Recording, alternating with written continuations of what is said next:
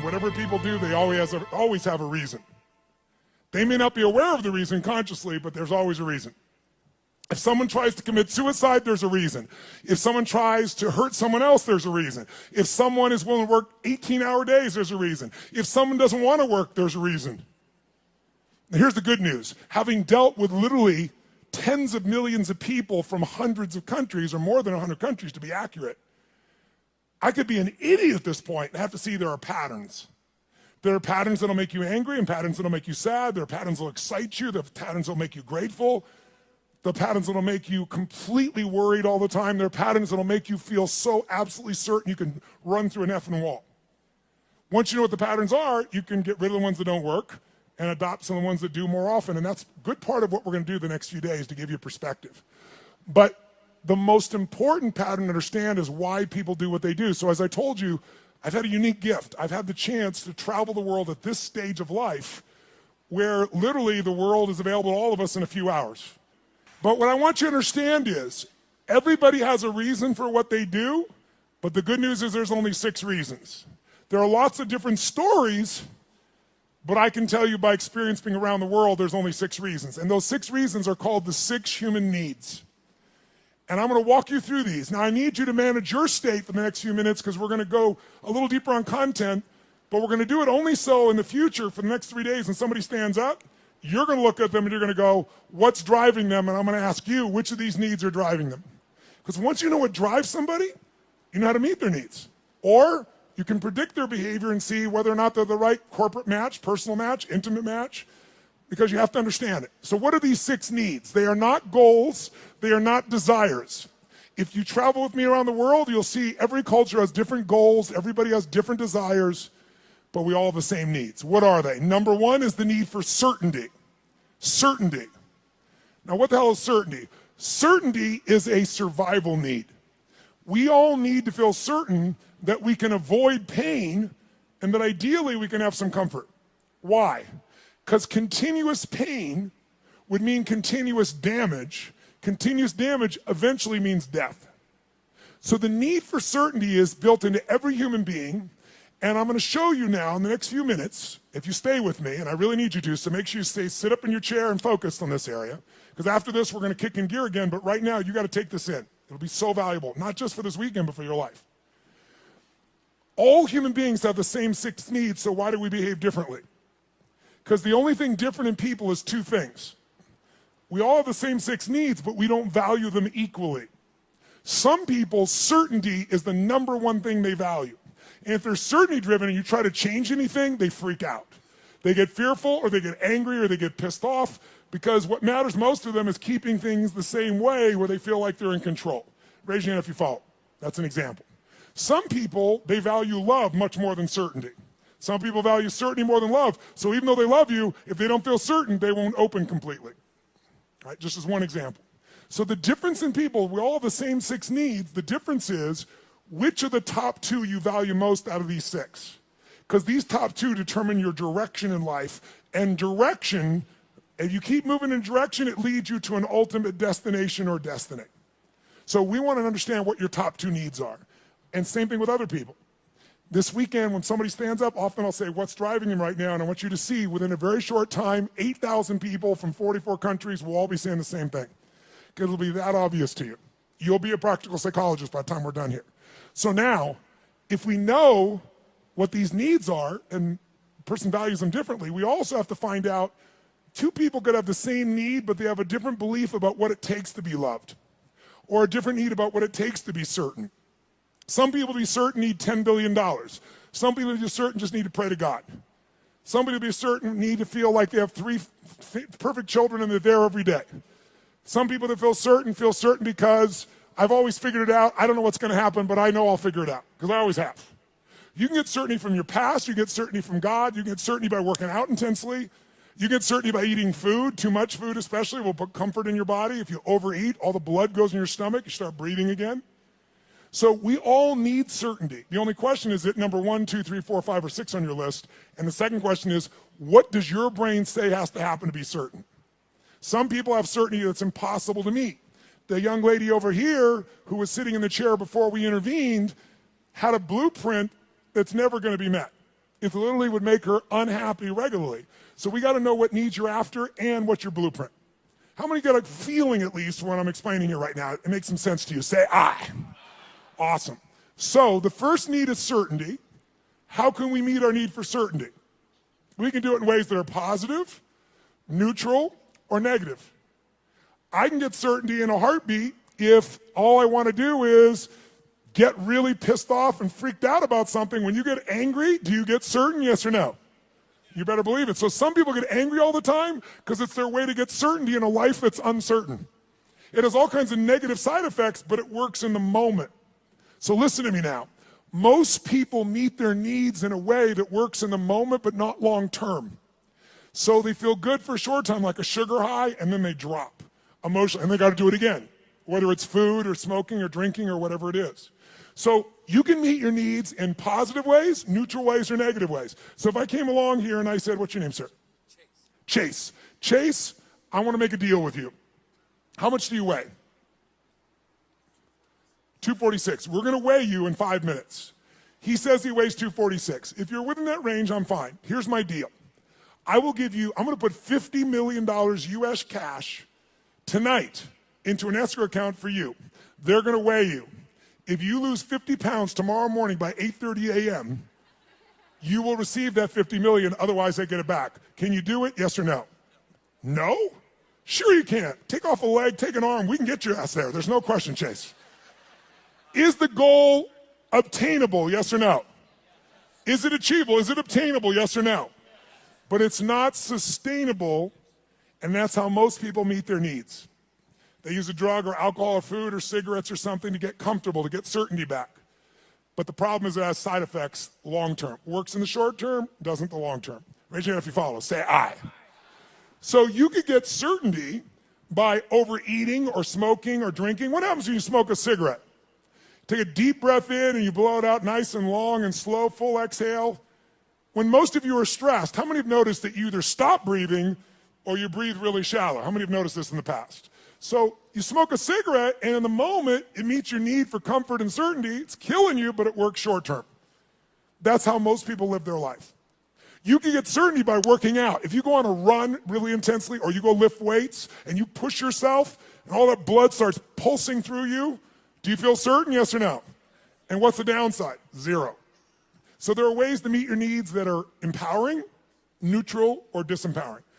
The parts of our life we don't like are problems. Why would we keep a problem? We're all capable of solving it. Why would we keep a problem? The only reason you have a problem that's stuck around is because it meets some of your needs. Not all of them, or you wouldn't want to get rid of it. But enough of them that it makes it hard to give up. It's kind of like, who's ever been in a relationship way too long? Let me see a show of hands. And how many knew it was wrong while you were there? Let me see a show of hands. So why the F did you stay there? Because of the uncertainty. Because, well, I'm not thoroughly happy. I'm kind of unhappy, but I might be worse if I was totally alone. What if this is the best one I'm ever going to get and I screwed it up?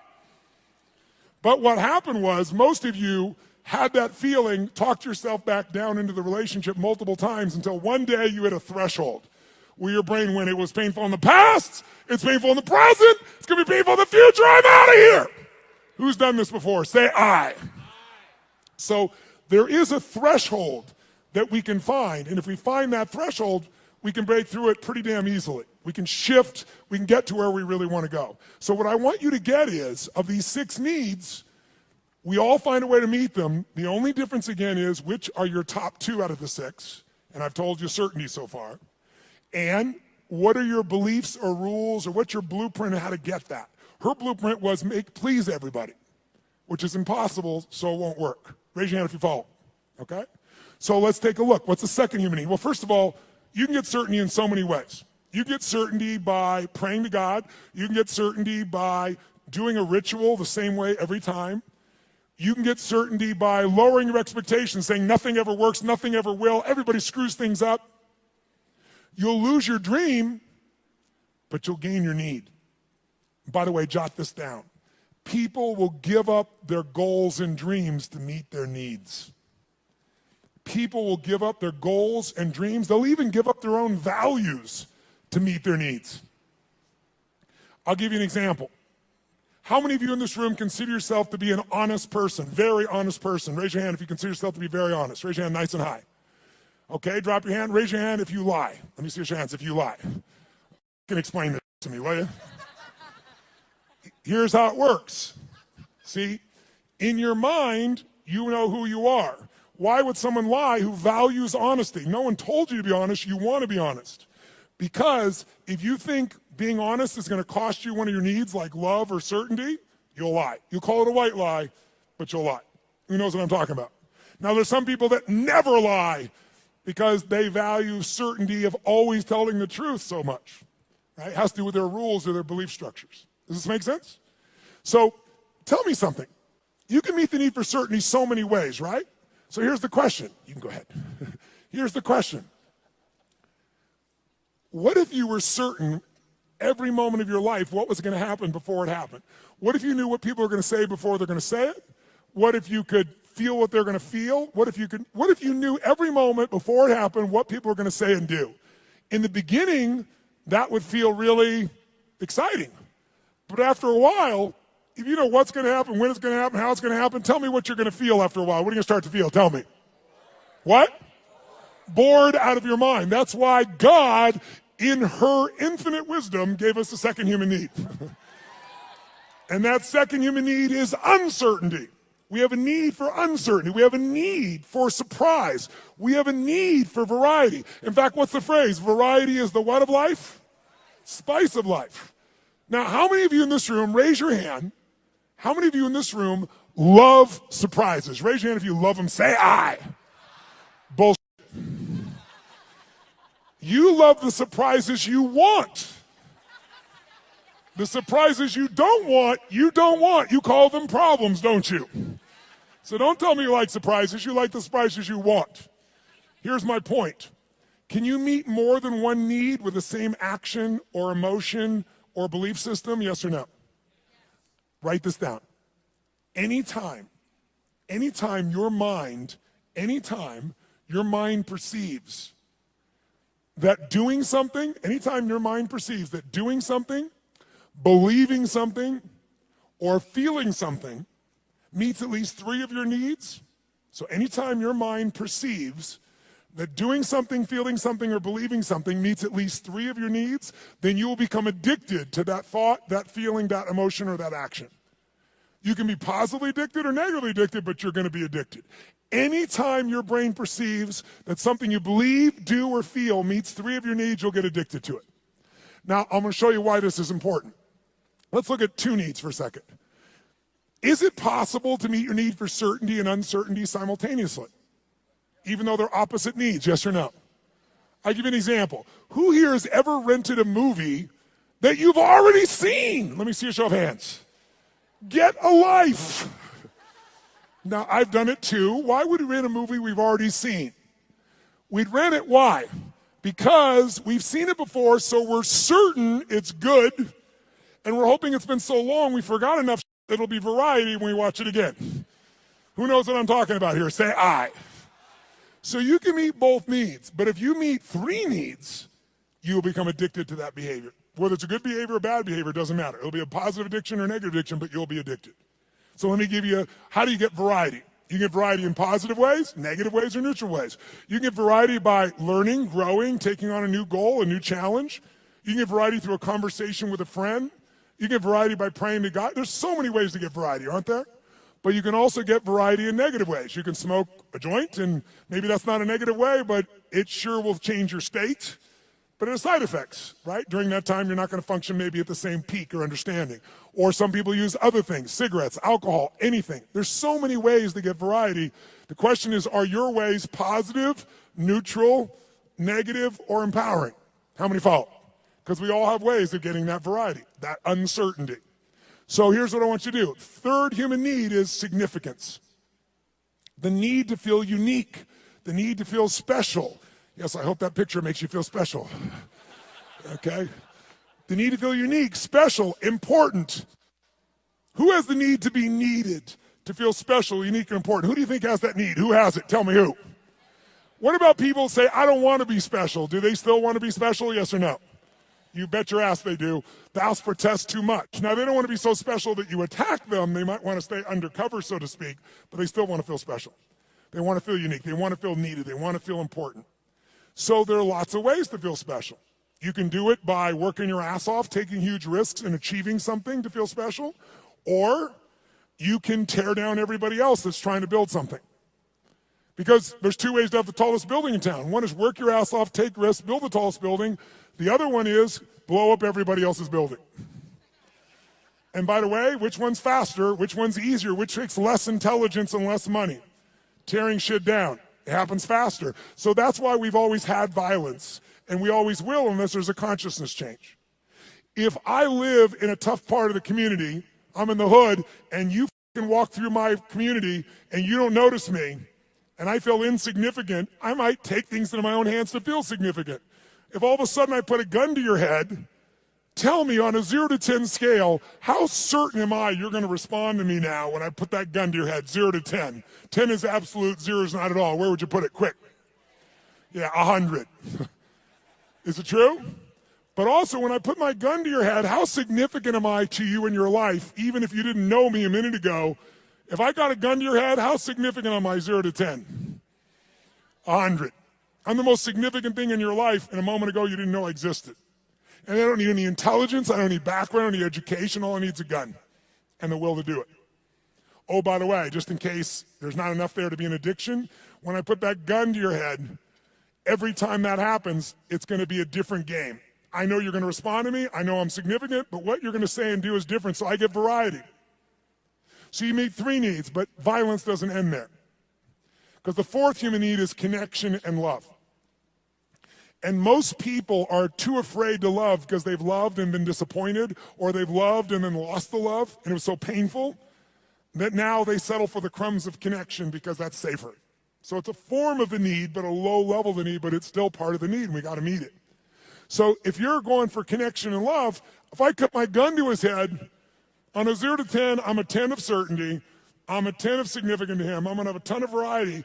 But are we also connected in a sick way, but deeply connected in this moment? Yes or no? On a 0 to 10, how much connection is there between our lives at this moment when I put the gun there? 100. How many follow this? Say I. So violence meets 4 of the human needs, and that's why we've always had it. That's why ISIS exists. That's why people do the stupid things they do, is they do it to try to meet their needs. The biggest cause of violence, though, if you'll notice, is 95% of the time when it's a terrorist, it's a male. Why is that? Because in the human nervous system, if you're masculine, testosterone is probably large in you. Whether you're a man or woman, if you're more masculine, you got a lot of testosterone. Testosterone is about dominance. It's about significance. It's about domination. And the higher that is, the more they want it. If they look at their life and they're not dominating, and they get really frustrated, they'll do a final act. Men will die for significance. Women will die for love. Now, some men will die for love too, so you know. But biochemically, a female is wired to be able to nurture and to support human beings. We wouldn't exist if it wasn't for every woman in this room, because we all came through one and we wouldn't exist. There's no man that can make this shit happen. But the women have, and the reason is because they have that connecting power as their strength. Now, can any man become more love-driven? Yes. Can any woman be more significance-driven? Yes. But our biochemistry leads us that way, which is why a terrorist will come up and do what they're doing and kill someone, because all they give a shit about is domination, is that I'm significant. And they want certainty in a world where they feel uncertain.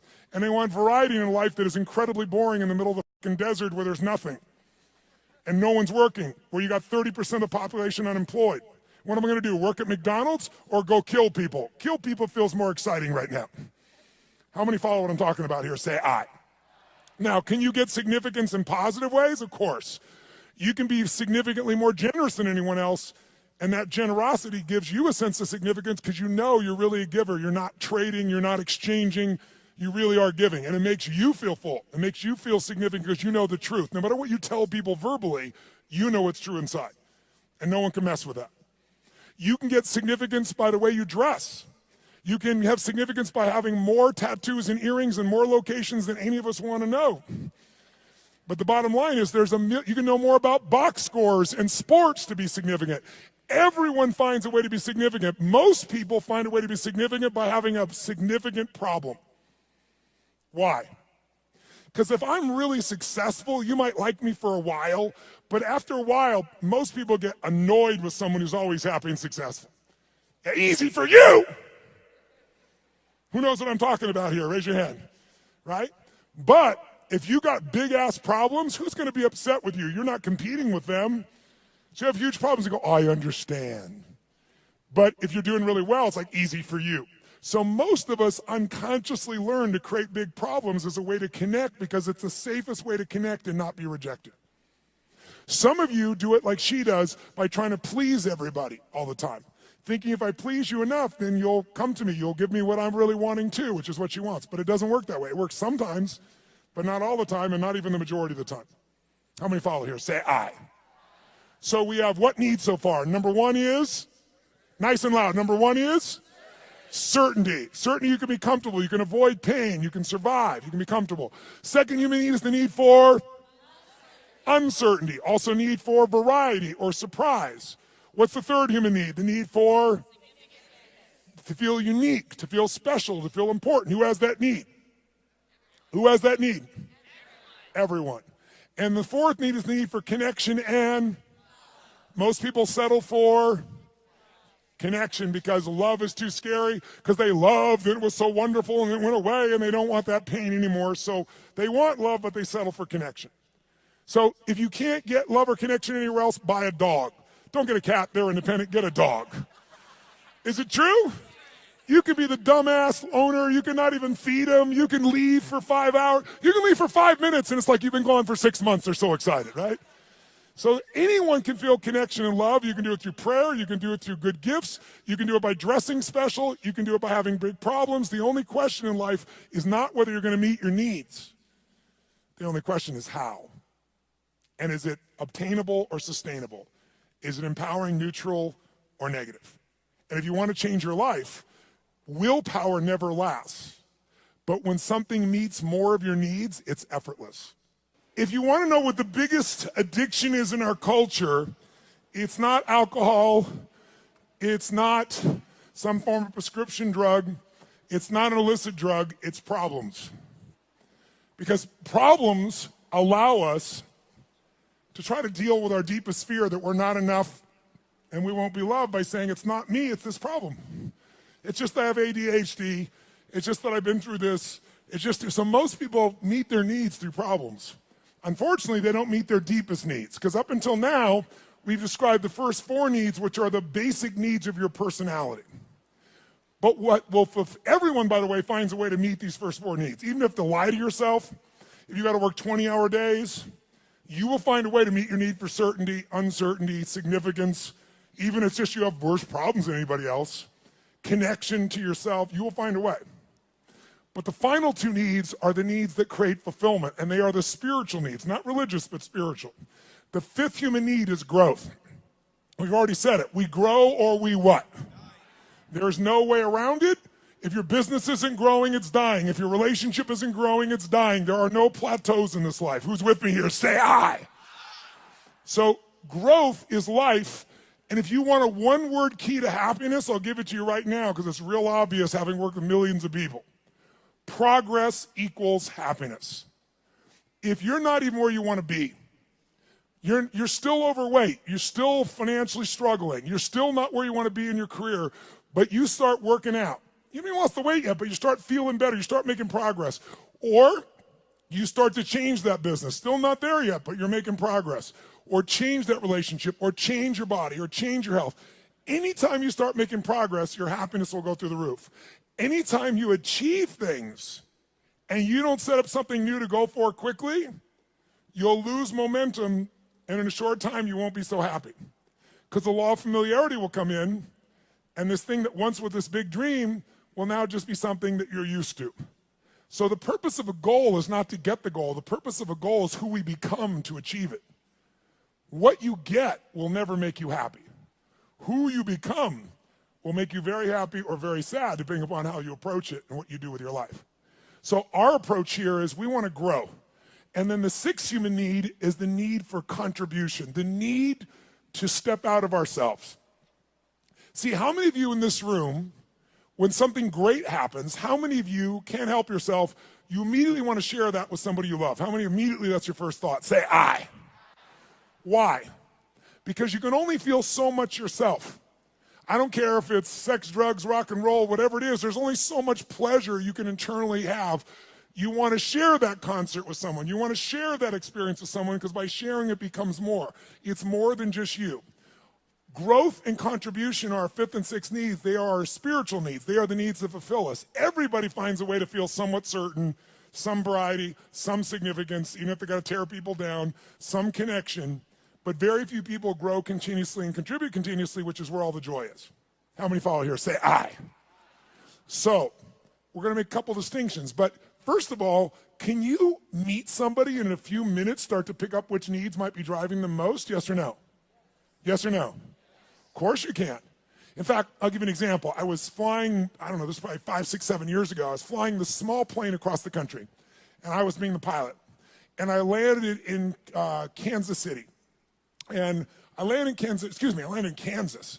And I'm in this little airport in Kansas, and I get out of the plane, and this young man comes running out, and he's like so enthusiastic and so, just such a sweet, good soul. You know, you immediately got a great hit off this kid. And he says, what can I do for you? I told him I'm just flying through. I just need to refuel. He goes, how much do you need? I said, just fill her up. He goes, no problem. I leave. As I leave him, come around the plane to walk up the steps to go into the FBO, the fixed-based operation where I'm stopping for the moment, I'm going to go up and use the facilities, and there's a young girl sitting on the stairs here, and she looks really intense. She's gothic, you know, that goth makeup. She's got, I don't remember the exact number, but like 15 earrings on one ear, one through the nose, really intense-looking little character. So I noticed her on the way in, and as I walk up the steps, I walk by her and go inside, and when I came back out, the steps are really wide, so I sat on the step just beside her. She's like one person away, and she looks up at me and goes, what do you want? I said, what do you want? She said, nothing. I said, nothing. And then we just sat there. She's like, you know, in her space. And I said, actually, there is something I'd like to know. I said, you don't have to tell me, but I'm going to leave here in a few minutes. You're never going to meet me again. Is that your boyfriend out there? She goes, well, sort of. Like she wants him to be, right? I said, that's nice. I said, he seems like a really, really nice kid. He's not nice. He's strong, she tells me. I said, okay, well, I think he's strong and nice. She said, well, maybe he is. I said, you know, I'm going to leave in a couple minutes, but I'm just curious. I said, how old are you? She goes, what does it matter? I said, it doesn't, and I'm about to leave, so why don't you tell me? She said, I'm 13, and I about fell over. I mean, this girl, 17 be the youngest I put her, totally made, you know, makeup made up in every detail, right? So I'm like, wow. She goes, are you surprised? I said, yeah, I'm really surprised. She goes, did you think I was older? I said, yeah. I said, and that kind of saddened me a little bit for you. She said, what? I said, I don't know. I said, I'm curious. I'm going to leave here in a few minutes. And she goes, you're curious about a lot of things. I said, I am. I said, how come, and I'm making up the number, it may have been 13, but it was more than 12. How comes 13 or 15 earrings? And she says to me, because everybody else has 5. Now, if I don't tell you anything else about this young lady, what would you say is the number one need that's driving her at this stage of her life right now? Nice and loud, go. Which one, nice and loud? How many said significance? Raise your hand. Absolutely right. You can see it easily. But people are driven by more than one thing. And as I'm watching her in this really tough-ass approach and thinking about how she's adapted to be unique and significant, I look down and I see she has a keychain, and it's a Tigger keychain. You know Tigger, the Disney character, Winnie the Pooh Tigger. And I go, cool keychain. And she goes, yeah. And all of a sudden I saw a little girl there for a second. And I said, Tigger, I said, where'd you get that? She goes, well, my dad got it for me. And she, all of a sudden, there's a 13-year-old girl there. It's totally amazing. And I said, really? She goes, yeah, I really love Tigger. I even have Tigger curtains, and I have a Tigger sheets. I mean, it's embarrassing, but I love Tigger. So tell me something. this woman's need. She meets her need for significance by doing what? Being gothic, being different than everybody else, 15 earrings, tough ass, makeup. But she's still a little girl, and she has another need called certainty and comfort. And where does she get that? Tigger and her dad. And you can see it right there in front of you. After this weekend, you will never see the world the same way if you stay awake. Instead of seeing people's behaviors, you're going to see their attempts to meet their needs. And when people do stupid things, they're just starving to meet their needs, and they're finding something that isn't very effective, or it's effective short term, but hurts them long term. And because you've done this, you can have compassion. How many of you have something on your list, more than one, where you're doing dumbass things to meet some of your needs, and even though it doesn't meet all your needs, it meets some of them, and so you keep doing it? Let me see your hands here. Say, I. So we want to shift that. The Tony Robbins podcast is directed by Tony Robbins and hosted by Anna Jorg. Carrie Song is our executive producer. Tyler Culbertson is our associate producer. Jamie Carvajal and Adriel De La Torre are our digital editors. Special thanks to Diane Adcock and Mary Buckheit for their creative review. Copyright Robbins Research International.